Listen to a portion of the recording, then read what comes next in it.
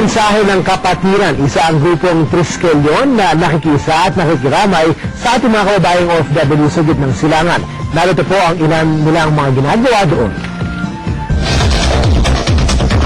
1968, unang itinaguyod ng 4 na UP students ang Order of the UP Triskelion. Mula noon, nag-branch out na ito sa iba't ibang kolehiyo at universidad sa Pilipinas at mga out-of-school youth. Sa paglaki ng kanyang hanay, mas lalong nakilala ang fraternity sa kanyang Greek lettered name na Tau Gamma Phi. Lukiin ang Tau Gamma na magkaroon ng academic success, personal, career at spiritual growth ang kanilang mga sis at bride.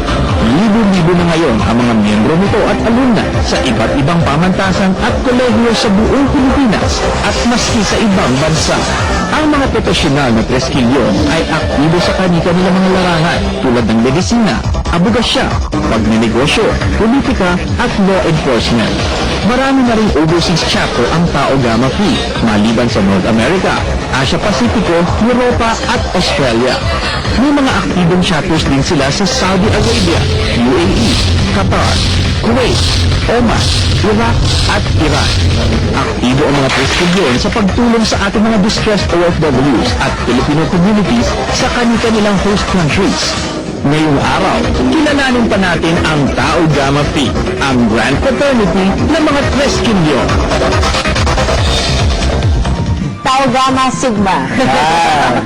At ngayon naman ay makakasama po natin ang Vice Chairman naman ng Triskelion Alumni Organization. Please welcome sa Kwentong Disyarto, Ms. Liza Anza. Liza Anza. Hi, magandang umaga sa inyong lahat. Showbiz ang Liza Anza. Hindi masyado. Pero alam mo kanina, sinasabi ko nga, pag sinabing Tau Gamma, siga yung dating eh. Pangalan, parang pangalan pala. Tau Gamma. Pero, hindi na sabihin ang history ng Tau Gamma, no? Kaya na nagsimula yung fraternity na ito? At saka ano yung, I guess, yung function talaga ng fraternity? 1968, October 4, when Tau Gamma Phi was founded. And in 1969, Tau Gamma Sigma was born. I'm a member of Tau Gamma Sigma, of course, a sorority, and I come from the University of Santo Tomas chapter. Bata pa ako sa sorority, pero parang practically half of my life andun. I just don't want to give away my age. Yes. Pero yun nga kanina na pag-uusapan natin, syempre alam natin na yung mga fraternities nag-extend talaga ng tulong, maski saan sila actually sa parte ng mundo, no? May mga kasapi ba kayo na OFW sa Middle East na nabibiktima ng maltreatment o pang-aabuso ng kanilang mga employers? Yes, fortunately per records, wala pang nangyayari sa mga sis namin, but the Brads, and this is from the Middle East, are doing a lot of projects to help out the distressed OFWs. Meron dyan, nagpapa-bloodletting for the benefit of the Hamad patients. Basically, yung mako-contribute or malilikom na dugo, para sa mga Hamad patients. Bahala na ang Hamad kung kaninang ibibigay. Particularly, Hamad is a particular place in Qatar. Tapos, doon naman sa Saudi Arabia, nagkaroon din sila ng mga sports project para naman mabigyan ng ticket, katulad ng sinabi kanina ni Mel, yung repatriation para sa mga distressed OFWs. Tapos mga fundraising projects para naman mabigyan o mabili ng ticket, makabalik dito sa Pilipinas, or masustain yung stay muna nila doon sa halfway houses. Ayun. Meron po ba kayo mga fundraising activities din ng grupo nyo para sa OFWs natin sa Middle East? At ano yung mga pinaplano ng grupo or initiative ng grupo ninyo? Marami na silang naumpisahang projects katulad sa Kuwait.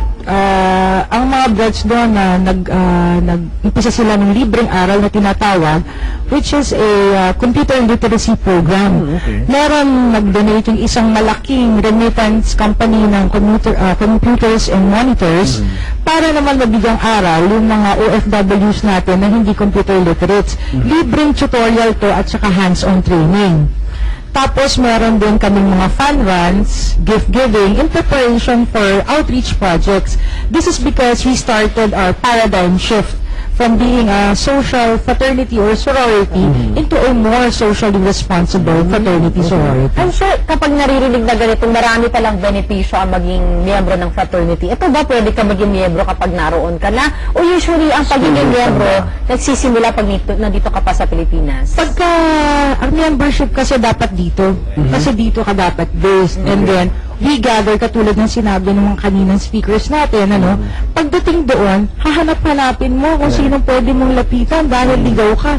Isang bansang hindi mo alam kung anong kultura or kung anong bawal. Hindi rin may pagkakataon na may kamag-anak. Correct. At you're on your own. And this is where brotherhood and sisterhood comes in.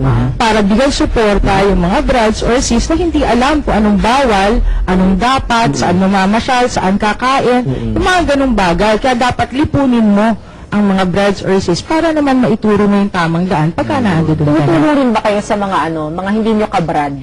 Oh, syempre. Game rin Kasi yun. nga, yun nga yung sinasabi kong paradigm shift. Hindi lang ang help na binibigay na, exclusive. it's not exclusive within the fraternity or sorority, but we extend our help going to public service, community services. Ganun talaga yun. Ayun naman pala. Ang So, good. yun na nga yung Kaya nagbago. kami astig. Ayun. Tama. Ayan. Okay. At para sa inyong kaalaman, ang mga galing naman sa Tau Gamma ay sino bang mga miyembro natin? Well, we have our distinguished brothers like Senator Recto and a lot of, a few congressmen.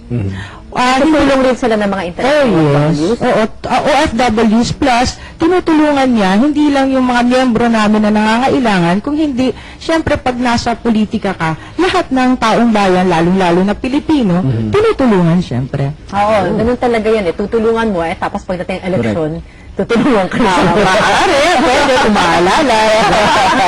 Sige, maraming salamat, Lina. Salamat din. At sana ipagpatuloy pa rin talaga ninyo yung tulong niyo sa ating kapwa. Thank you so much. It was our pleasure. Thank you. Thank you very much. Samantala, magbabalik agad ang kwentong disyerto kasama naman ang isang pang kaibigan natin na kinatawan naman ng Philippine Guardians Brotherhood Incorporated. Kaya, tutok lang!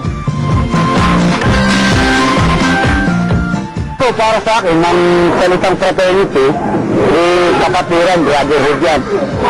Kaya lang siguro napapasama dahil lang sa mga tao na ginagamit nila sa mga magkasama.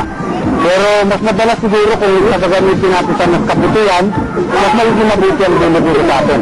Para sa akin, ang fraternity ay brotherhood. Gang-gang o grupo-grupo na maaaring palaging masangkot sa gulo dahil kung ang isang membro ng grupo ay masangkot sa gulo, sangkot na ang buong grupo.